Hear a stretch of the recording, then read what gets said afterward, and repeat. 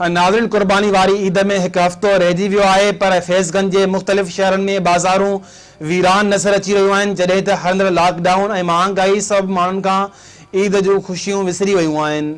उन हवाले सां पेश आहे फैज़गंज मां अमर शरद जी रिपोर्ट। नाज़रीन हिन वक़्तु असां मौजूद आहियूं फैज़गंज शहर में जिथे ईद मथां सिर ते पहुती पई आहे। ईद में कुछ ॾींहं रहिजी विया आहिनि पर हितां जा जेके माण्हू आहिनि महांगाई जे करे ऐं जेको आहे सो लगातार लॉकडाउन जे करे ईद कीअं था पिया कनि जेको आहे सो अचो त उन्हनि सां ॻाल्हि ॿोल कयूं था त उन्हनि जा कहिड़ा वीचार आहिनि। ईद जी तव्हां कहिड़ी तयारी कई आहे? ईद जी छा तयारी कयो कजो ई कोन्हे, न इमदाद न का बि शइ शहर में सुठाई न सफ़ाई को सौदो ई कोन में न पैसो आहे। मां पाण ॿाहिरि में लुलुर पटिया जेको गाह पई खाई गुज़र था कयूं मालारो कमु अची माण्हुनि ते पियो आहे। कोई सहूलियत कान्हे, कोन हुकूमत थी ॿुधे न कोई। हीअ पंहिंजे जहिड़नि में पाबंद मर्कज़ थो चए थो सूबो ॾो या सूबो चए थो मर्कज़ खाइयो असांखे तबाह करे छॾियो। असां ॿार ई पगड़ियल आहियूं बस या शहर मज़दूरी कयूं पिया था गुज़र सफ़र कयूं पिया था चरखो हले पियो। ईंदे कहिड़ी तयारी आहे? असां ग़रीबनि जी तयारी कोन्हे, असांजी काई बि तयारी कोन्हे। ईंदा रेडी बि असांजी गाॾी ईंदी इहा मज़दूरी आहे कंदासीं खाईंदासीं बाक़ी असां वटि को अहिड़ो वसाइल आहे ई कोन्हे। इहो ई वसाइल आहे, इहो ई ज़रियो आहे। साईं ईद जी का तयारी कोन्हे।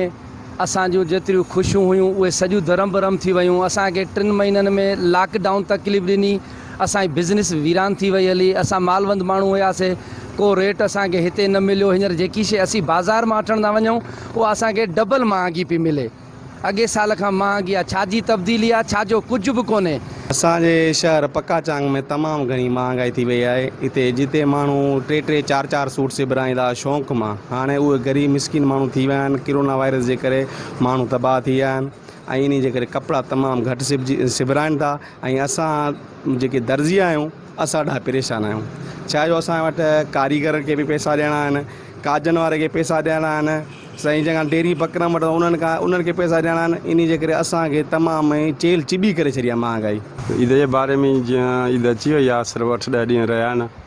ईद जी ख़रीदारी पूरी आहे, एतिरी घणी न आहे ऐं अॻी ईद खां बहितर आहे। बहरहाल तमामु घटि आहे, एतिरी न आहे जो असां जीअं कारोबार हूंदो आहे उन हिसाब सां तमामु घटि आहे न।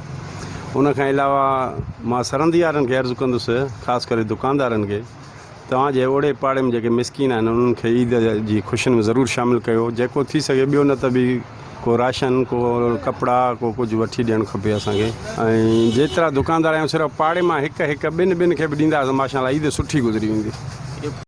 नाज़रीन तव्हां फैज़गंज वासियुनि जूं ॻाल्हियूं ॿुधियूं जेके ईद जेको आहे सो हिननि खां ईद ख़ुशी ख़रीद सभु विसरी वई आहे। हिकु त महांगाई आहे, ॿियो लगातार लॉकडाउन जे करे जिते शहरी दुकानदार सभु परेशान आहिनि ऐं हिन जेका ईद आहे जेके जीअं ईदूं पहिरीं थींदियूं हुयूं तव्हां ॻाल्हियूं हिन जूं ॿुधियूं, तव्हां महसूसु कयो त जेको आहे सो हिननि जी ईद अहिड़े तरीक़े सां न पई गुज़रे। अमर शहर मेरान TV फैज़गंज।